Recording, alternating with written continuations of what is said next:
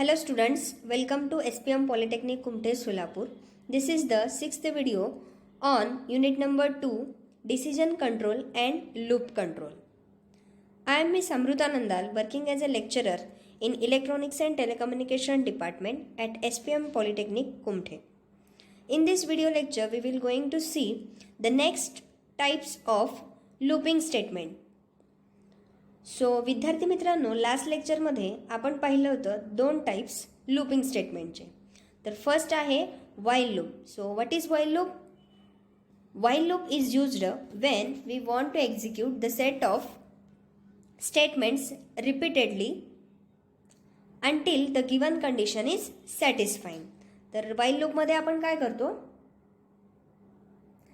जोपर्यंत condition satisfy होत आहे तर तोपर्यंत ती जी लूप आहे तर ती रिपीटेडली आपण एक्झिक्यूट करत असतो. आणि हा एंट्री कंट्रोल्ड लूप आहे, कारण कंडिशन ही एंट्री पॉईंटला म्हणजे बिगिनिंगला लिहिलेली असते. After that do while loop. The do while loop is exit controlled loop. That is the condition is checked at the end of the loop. तर डू व्हाईल लूपमध्ये जी कंडिशन आहे तर ती कधी एक्झिक्यूट होते? At the end of the loop. तर ह्याच्यामध्ये एकदा तरी minimum once the statement in the do while loop is executed first. Okay, तर आज बघूया next type of loop statement, that is for loop. तर हा फॉर लूप काय आहे बघूया.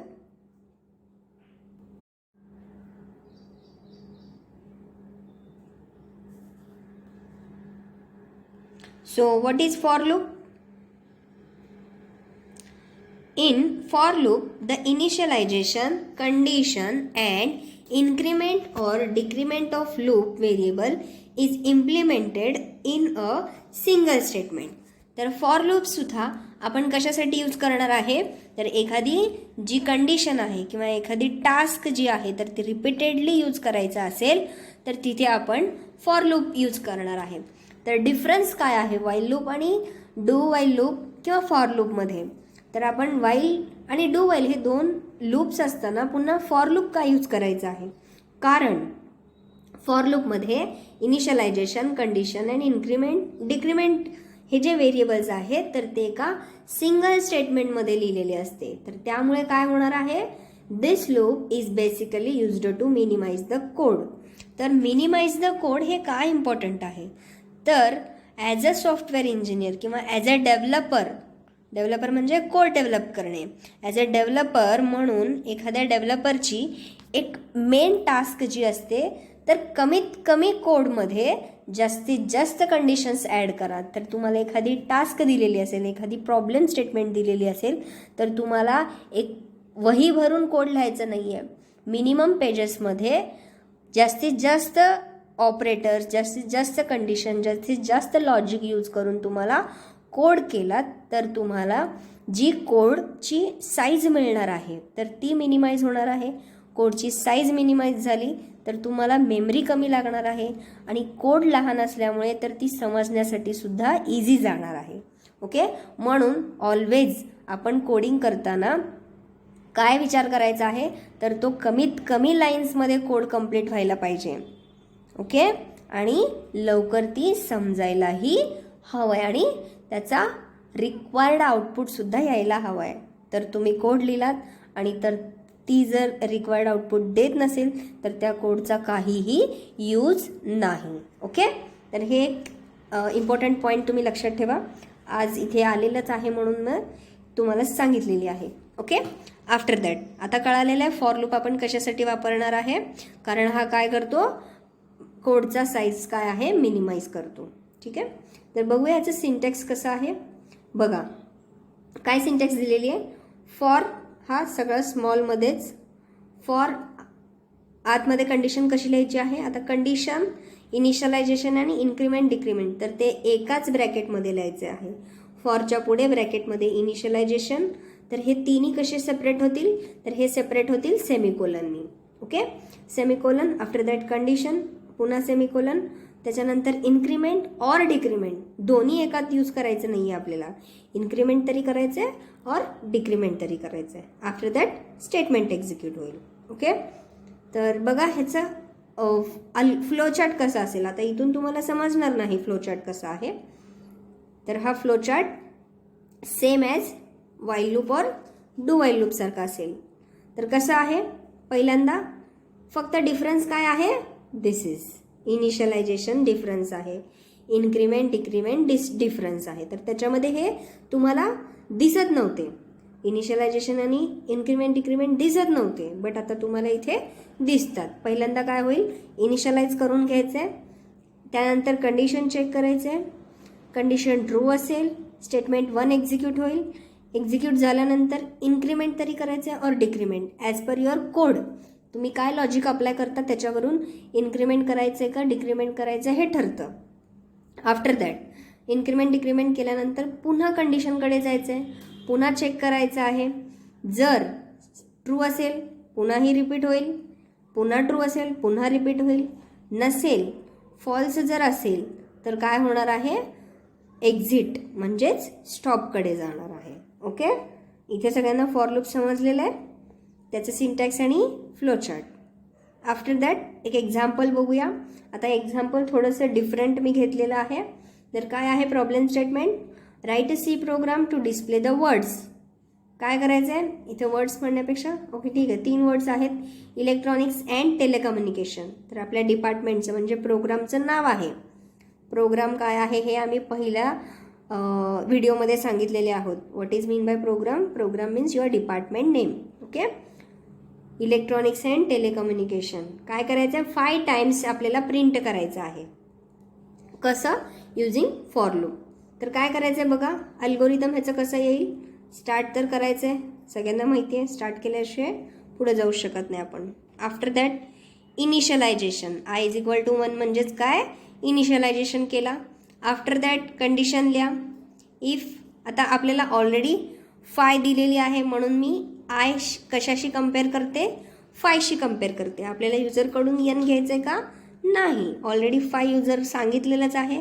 सो डायरेक्टली आय 5शी कम्पेअर करा.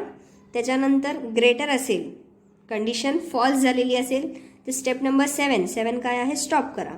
जर फॉल्स नाही तर कुठं जायचं आहे, पुढचं स्टेप नंबर 4 आय प्रिंट करा. ओके, इथं आय प्रिंट झालेलं आहे. ॲक्च्युली स्टेटमेंट 1 म्हणजे प्रिंट स्टेटमेंटमध्ये जे काही लिहिलेलं आहे ते प्रिंट करायचं आहे, आय प्रिंट करायचा नाही. ओके, इथे थोडंसं टायपिंग मिस्टेक झालेला आहे.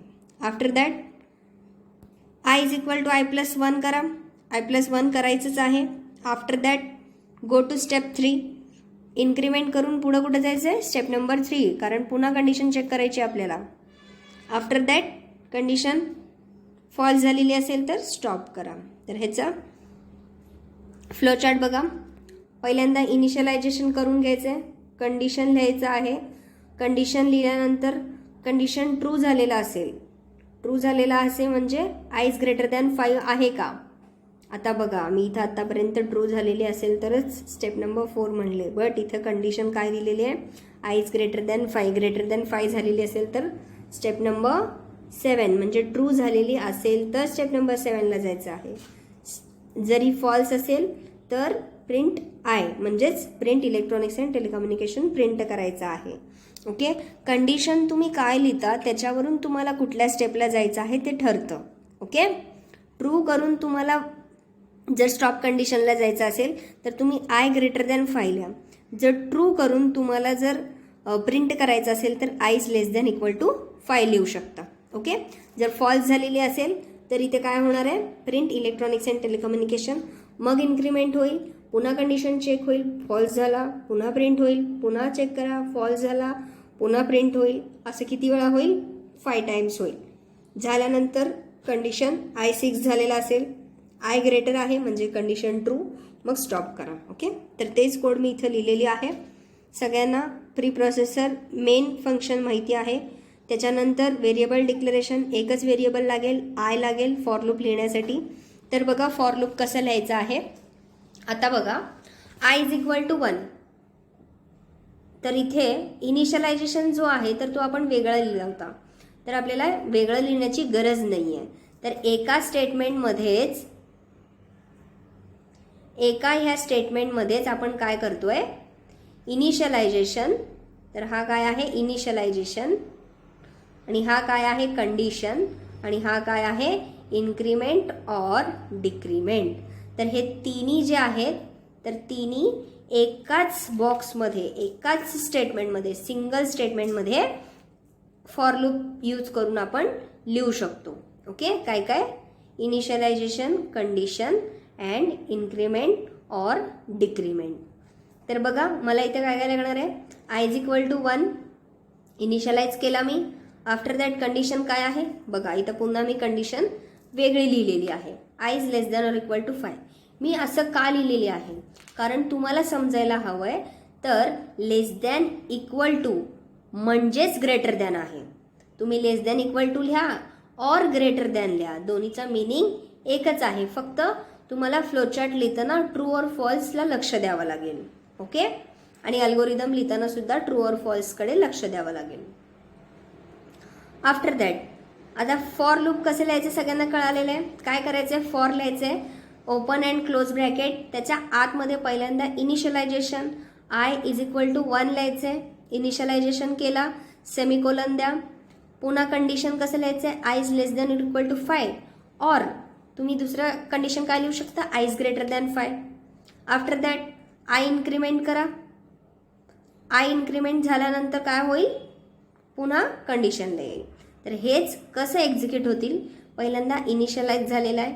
आफ्टर दॅट फॉर कुठे जाईल, कंडिशनला जाईल. आय इज लेस दॅन 5 आहे का, असेल तर electronics and telecommunication 1 time print होईल.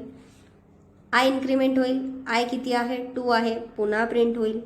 पुन्हा इन्क्रीमेंट करा, आय 3 आहे, पुन्हा प्रिंट होईल. पुन्हा इन्क्रीमेंट करा, आय 4 आहे, पुन्हा होईल प्रिंट. तर असं 5 times electronics and telecommunication print होईल. आणि आय इन्क्रीमेंट होऊन 6 झाला असेल, कंडिशन रॉंग होईल. कंडिशन फेल झाल्यामुळे एक्झिट होईल आणि स्टॉप होईल. ओके, तर हे कोड सगळ्यांनी एक्झिक्यूट करून बघा ॲपमध्ये. ओके, ठीक आहे, सगळ्यांना फॉर लूप कळालेला आहे का विथ एक्झाम्पल. ठीक आहे, तर आता आपण बघूया नेक्स्ट काही स्टेटमेंट्स आहेत जे आपल्याला प्रत्येक वेळी लागणार आहेत कधी कधी कुठल्या काही स्टेटमेंट प्रॉब्लेम स्टेटमेंटमध्ये. तर ते आहेत break statement and continue statement. तर हे break statement and continue statement काय आहेत आपण बघूयात. ब्रेक म्हणजे काय सगळ्यांना माहिती आहे, ब्रेक म्हणजे थांबवणे. ब्रेक म्हणजे काय आहे, थांबवणे. तर हे स्टेटमेंट आपल्याला कोडमध्येही यूज होणार आहेत. तर कुठं आणि कसं होणार आहेत तर ते आपण ह्या व्हिडिओमध्ये बघणार आहोत. Break statement is used to exit from the loop for a particular condition. जर आपल्याला एखाद्या सिच्युएशनमध्ये असं वाटलं की एखादी कंडिशन सॅटिस्फाय झाली किंवा हा कंडिशन सॅटिस्फाय झालेला असेल किंवा झालेला नसेल तर तिथे थांबायचे आणि डायरेक्टली स्टॉपला जायचं. अशी सिच्युएशन जर आलेली असेल तर तिथे आपण काय करू शकतो, ब्रेक स्टेटमेंट्स यूज करू शकतो. एक्झाम्पल दाखवले तर तुम्हाला व्यवस्थित समजेल. बघूया आपण आधी त्याचं सिंटॅक्स. तर बघा इथे फॉर लूप घेतलेली आहे मी. काय काय आहे फॉर लूपमध्ये, इनिशियलायझेशन, कंडिशन 1. सेम फॉर लूपचा सिंटॅक्स आहे बट त्याच्यामध्ये अजून एक इफ स्टेटमेंट आलेली आहे आणि काही स्टेटमेंट्स आहेत. बघा फॉर लूप नंतर स्टेटमेंट 1 एक्झिक्यूट होईल, त्याच्यानंतर इफ एक कंडिशन चेक होईल.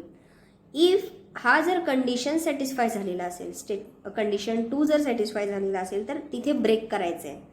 ब्रेक म्हणजे काय करायचं, डायरेक्टली जंप करून स्टॉपला जायचं आहे. जर इफ कंडिशन रॉंग असेल तर स्टेटमेंट 2 एक्झिक्यूट होईल आणि त्याच्यानंतर फॉर लूप जर फॉल्स असेल तर स्टेटमेंट 3 एक्झिक्यूट होईल. काय सांगितले मी, आपण फ्लोचार्टमधून पुन्हा एकदा समजून घेऊयात. ओके, बघा काय सांगितले मी. पहिल्यांदा फॉर लूपसाठी इनिशियलायझेशन आणि कंडिशन. ओके, त्याच्यानंतर इन्क्रीमेंट, डिक्रीमेंट. ओके, हे तिन्ही फॉर लूपचे आहेत. आफ्टर दॅट हा इफचा कंडिशन आहे. इफचा कंडिशन ॲक्च्युली हा कंडिशन 2 आहे, इथं 1च दिलेले आहे. ओके, तर बघा पहिल्यांदा इनिशियलायझेशन झाला, कंडिशन चेक झाला. कंडिशन चेक झाल्यानंतर स्टेटमेंट 1 एक्झिक्यूट होईल. हा स्टेटमेंट 1 एक्झिक्यूट होईल ट्रू असेल तर. जर ट्रू नसेल तर कंडिशन काय होईल, डायरेक्टली स्टॉपला जाईल. बट त्याच्या आधी काय होईल, स्टेटमेंट 3 एक्झिक्यूट होईल. फॉर लूप जर फेल झालेला असेल तर स्टेटमेंट 3 एक्झिक्यूट होईल. ओके. जर फॉर लूप ट्रू असेल तर स्टेटमेंट 1 एक्झिक्यूट होईल. स्टेटमेंट 1 एक्झिक्यूट झाल्यानंतर इफ स्टेटमेंट चेक होईल. इफ स्टेटमेंट हा जर ट्रू असेल तर ब्रेक होईल. ओके.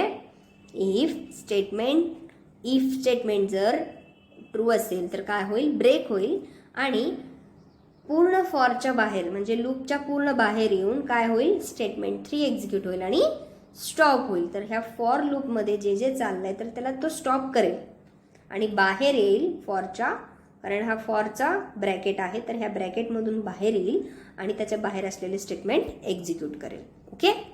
त्याच्यानंतर जर इफ स्टेटमेंट फॉल्स झालेला असेल तर काय करायचं आहे, स्टेटमेंट 2 एक्झिक्यूट होईल आणि इफमध्येही इन्क्रीमेंट डिक्रीमेंट असतो राईट, तर तो इन्क्रीमेंट करेल आणि इन्क्रीमेंट किंवा डिक्रीमेंट करेल. इन्क्रीमेंट डिक्रीमेंट करून तो काय करेल, पुन्हा फॉर लूपकडे जाईल. ओके. कळालेलं सगळ्यांना अल्गोरिदम आणि सिंटॅक्स. एक एक्झाम्पल बघूयात. चला. Write a C program to demonstrate use of break statement. तर ब्रेक स्टेटमेंट कसा एक्झिक्यूट होतोय बघा. एक स्टेटमेंट दिलेली आहे ज्यामध्ये आपल्याला n नॅचरल नंबर प्रिंट करायचे आहेत 10 पर्यंत. ओके. 10 पर्यंत n नॅचरल नंबर प्रिंट करायचे आहेत. बट जेव्हा i इज इक्वल टू 5 होणार आहे तेव्हा ब्रेक करायचं आहे आपल्याला. काय करायचं आहे, ब्रेक करायचं आहे.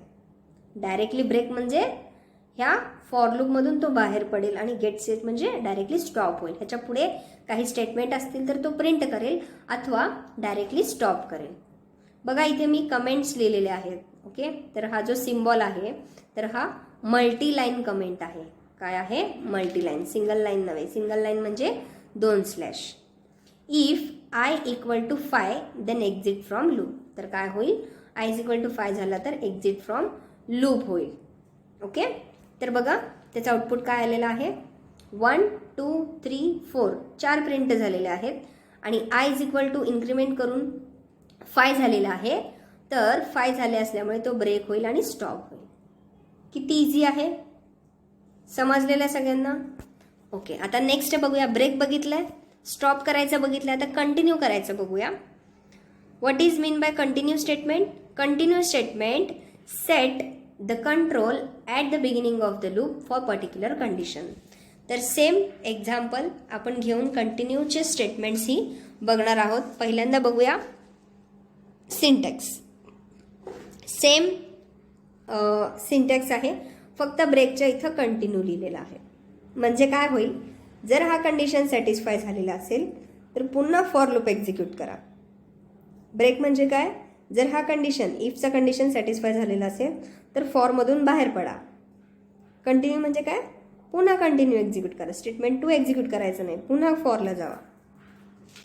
बघा this is the flow chart for continue statement. तर काय दिलेलं आहे बघा, इनिशियलायझेशन कंडिशन चेक होईल. फॉर लूप जर फॉल्स झालेला असेल तर स्टेटमेंट 3 एक्झिक्यूट होईल, स्टॉप होईल. जर ट्रू असेल तर स्टेटमेंट 1 एक्झिक्यूट होईल आणि इफ स्टेटमेंट चेक करेल. इफ स्टेटमेंट, ओके, इफ स्टेटमेंटमध्ये काय झालेलं आहे बघा, इफ स्टेटमेंट जर फॉल्स असेल, इफ स्टेटमेंट जर फॉल्स असेल तर स्टेटमेंट 2 एक्झिक्यूट होईल. इफ स्टेटमेंट जर फॉल्स असेल तर स्टेटमेंट 2 एक्झिक्यूट होईल. जर ट्रू असेल तर कंटिन्यू होईल. जर ट्रू असेल तर स्टेटमेंट 2 एक्झिक्यूट न होता, स्टेटमेंट 2 एक्झिक्यूट न होता काय होईल तर तो कंटिन्यू होईल. कंटिन्यू विथ फॉर लूप होईल. पुन्हा पुन्हा कंडिशन चेक होईल. स्टेटमेंट 1 एक्झिक्यूट होईल, स्टेटमेंट 1 एक्झिक्यूट होईल, चेक करेल, स्टेटमेंट 1 एक्झिक्यूट होईल. जर हा फॉल्स झालेला असेल लगेच पुन्हा स्टेटमेंट 2 एक्झिक्यूट होईल. एक्झाम्पल बघूयात म्हणजे तुम्हाला व्यवस्थितपणे समजेल. बघा सेम एक्झाम्पल घेतलेला आहे कंटिन्यू स्टेटमेंट एक्झिक्यूट करून बघण्यासाठी. आपल्याला n नॅचरल नंबर 10 पर्यंत प्रिंट करायचे आहेत. इनिशियलायझेशन केलं आहे, कंडिशन लिहिलं आहे, इन्क्रीमेंट डिक्रीमेंटचं पण लिहिलं आहे फॉर लूप यूज करून. ओके. तर बघा सेम कंडिशन इथं पण ठेवलेली आहे. i इज इक्वल टू 5 झाला, sorry i is equal to 5 झाला तर कंटिन्यू करायचं आहे. म्हणजे काय होईल, जेव्हा मी इथं पुन्हा कमेंट लिहिलेली आहे, when i is equal to 5 झालेली असेल तर काय होणार आहे, then print F statement will not execute. Print F statement म्हणजे हा एक्झिक्यूट होणार नाही, कारण आपल्याला इथूनच कंटिन्यू करायचं आहे, पुढे जाऊन कंटिन्यू करायचं नाही. एकदा आय इज इक्वल टू 5 झालेला असेल तर फॉर लूपला जाईल. ओके, आय इन्क्रीमेंट होईल, 5चा 6 होईल, आय इज इक्वल टू 6 झालेले आहे. खाली या, if I is equal to 5 condition check होईल. कंडिशन आता काय झालेली आहे, फॉल्स झालेली आहे. आता तो काय झालेला आहे, इक्वल नाही आहे, ग्रेटर दॅन आहे. कंडिशन फॉल्स झालेली आहे. मग प्रिंट आय करा. आता काय प्रिंट होईल, 6 प्रिंट होईल. म्हणजे ह्या कोडमध्ये n नॅचरल नंबर प्रिंट करताना 1 2 3 4 नंतर डायरेक्टली 6 प्रिंट होईल, 5 प्रिंट होणार नाही, कारण तिथे आपण काय करतोय, कंटिन्यू करतोय. ठीक आहे, कंटिन्यू स्टेटमेंट्स कळालेलं आहे. एखादी कंडिशन आपल्याला मधूनच कंटिन्यू करायची असेल तर आपण ती कंटिन्यू स्टेटमेंट यूज करून कंटिन्यू करू शकतो. ओके, सगळ्यांना इथंपर्यंत समजलेलं आहे? ठीक आहे. तर difference between break and continue. तर ब्रेक अँड कंटिन्यू स्टेटमेंटमध्ये डिफरन्स काय आहे? ब्रेक स्टेटमेंट आपण कशासाठी यूज करतो? Break can be use in switch and loops. तर कुठे यूज करणार आहे? स्विच आणि लूपमध्ये. आता स्विच म्हणजे काय? स्विच केस सिलेक्शन स्टेटमेंट आपण याआधी बघितलेलं आहे. ओके, त्यामध्ये ब्रेक स्टेटमेंट वापरत होतो. कशासाठी? ब्रेक म्हणजे काय? केस 1 जर एक्झिक्यूट झाला, कारण तो केस सॅटिस्फाय झालेला आहे, कंडिशन सॅटिस्फाय झालेली असेल तर डायरेक्टली आपल्याला तिथून ब्रेक करून कुठे जायचं आहे? एक्झिटला जायचं आहे. तर त्यामध्ये आपण ब्रेक स्टेटमेंट यूज करणार आहे. कंटिन्यू कुठे यूज करणार आहे? आपण फक्त लूप्समध्ये यूज करणार आहे. ब्रेकचे 2 युजेस आहेत, कंटिन्यूचा एकच यूज आहे. Second point, break statement terminate the execution process for given condition. तर ब्रेक स्टेटमेंट जेव्हा यूज करतो तेव्हा काय होतं, फॉर लूप जे आहे 4 पर्यंतच प्रिंट झालेला आहे ब्रेकमध्ये, त्याच्यानंतर पुन्हा काहीच होऊ शकत नाही, तर तो डायरेक्टली फॉर लूपमधूनच बाहेर येतो, म्हणजे टर्मिनेट होतो तिथे. बट कंटिन्यूमध्ये काय होतं, एक स्टेटमेंट स्किप होते फक्त, बट त्याच्यानंतर तो पुन्हा रिपीट होतो. ठीक आहे. After that when break statement appear the control goes out of switch or loop. तर तेच पुन्हा सांगितलेलं आहे. तर ब्रेक स्टेटमेंट कधी अपियर होतो? The control goes out of switch and loop. When continue statement appear तेव्हा काय होतं, the control goes to the beginning of loop. तर हे पुन्हा स्टार्टिंगला जातं आणि हे डायरेक्टली एंडला जातं. तर हे दोन्ही त्याचे सिंटॅक्स आहेत, हे तुम्हाला माहिती आहे. ओके, सो आजच्या व्हिडिओ लेक्चरसाठी होमवर्क असेल, पहिल्यांदा सिंटॅक्स आणि फ्लोचार्ट काढून घ्या फॉर लूपचा. आफ्टर दॅट तर लास्ट व्हिडिओमध्ये जे काही होमवर्क दिलेले आहे, तर टेबल लिहायचं तुम्हाला 2चं आणि युजरने दिलेल्या नंबरचं. बट आता काय यूज करायचं आहे? फॉर लूप यूज करायचं. आता व्हाईल आणि डू व्हाईलचं तुम्ही कोडिंग केलेलं आहे, आता समजलेलं असेल, तुम्हाला आयडिया आलेली असेल कसं कोड लिहायचं आहे. तर फक्त आता काय करायचं आहे, फॉर लूप वापरून हा टेबल तुम्हाला बनवायचा आहे. ओके, सगळ्यांनी व्यवस्थित कोड लिहा, रन करा ॲपवरती आणि मला आउटपुटचा स्क्रीनशॉट आणि कोडचा स्क्रीनशॉट पाठवा. Okay, so thank you for today's video lecture and happy coding.